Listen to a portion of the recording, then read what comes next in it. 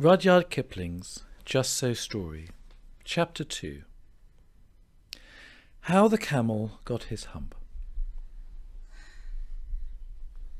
Now this is the next tale, and it tells how the camel got his big hump.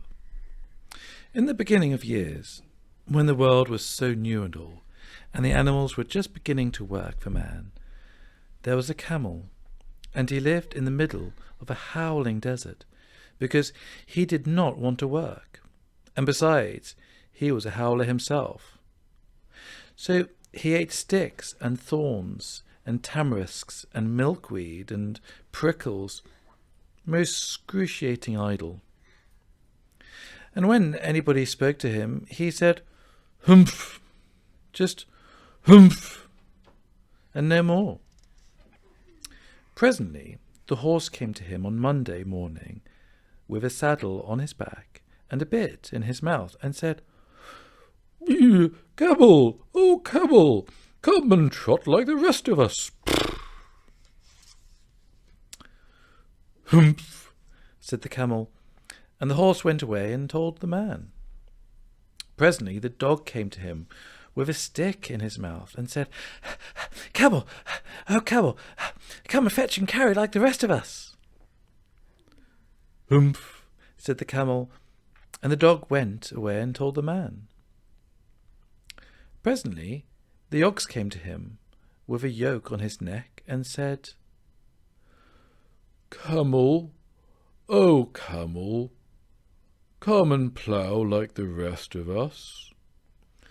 "Humph," said the camel, and the ox went away and told the man. At the end of the day, the man called the horse and the dog and the ox together and said, "Three, oh three, I'm very sorry for you, with the world so new and all, but that hump thing in the desert can't work, or he would have been here by now. So I am going to leave him alone, and you must work double time to make up for it." That made the three very angry, with the world so new and all, and they had a palaver and an indaba and a punchier and a pow-wow on the edge of the desert, and the camel came chewing milkweed, most excruciating idle, and laughed at them, and then he said, "Humph," and went away again. Presently there came along the djinn in charge of all deserts, rolling in a cloud of dust. Djinns always travel that way because it's magic. And he stopped to palaver and powwow with the three. "Djinn of the desert," said the horse, "is it right for anyone to be idle with the world so new and all?" "Not, certainly not," said the djinn. "Well," said the horse, "there's a thing in the middle of the howling desert, and he's a howler himself, with a long neck and long legs, and he hasn't done a stroke of work since Monday morning. He won't trot." "Phew," said the djinn, whistling. "That's my camel for all the gold in Arabia. What does he say about it?" He says, "Humph," said the dog, "and he won't fetch and carry." "Does he say anything else?" "Only humph, and he won't plough," said the ox. "Very good," said the djinn. "I'll humph him if you will kindly wait a minute." The djinn rolled himself up in his dust cloak and took a bearing across the desert, and found the camel most excruciatingly idle, looking at his own reflection in a pool of water. "My long and bubbling friend," said the djinn, "what's this I hear of you doing no work with the world so new and all?" "Humph," said the camel. The djinn sat down with his chin in his hand and began to think a great magic, while the camel looked at his own reflection in the pool of water. You've given the three extra work ever since Monday morning, all on account of your excruciating idleness, said the Djinn, and he went on thinking magics, with his chin in his hand. Humph, said the Camel. I shouldn't say that if I were you, said the Djinn. You might say it once too often.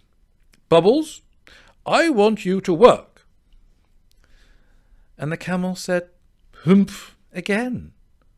But no sooner had he said it than he saw his back, that he was so proud of, puffing up and puffing up into a great big lolloping humph.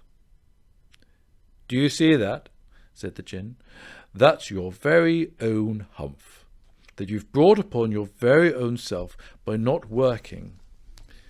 Today is Thursday, and you've done no work since Monday, when the work began.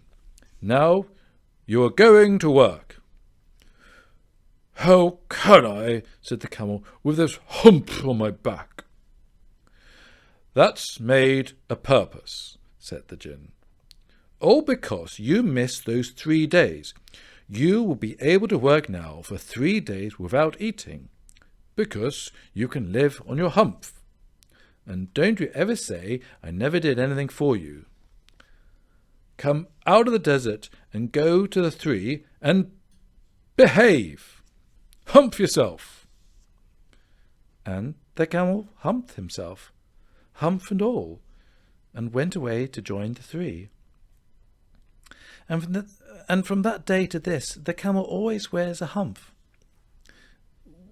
We call it Hump, now not to hurt his feelings. But he has never yet caught up with those 3 days that he missed at the beginning of the world. And he has never yet learned how to behave.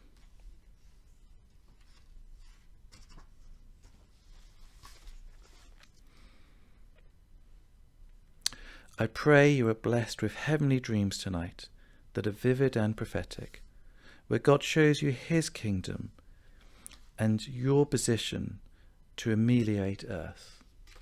Sweet dreams.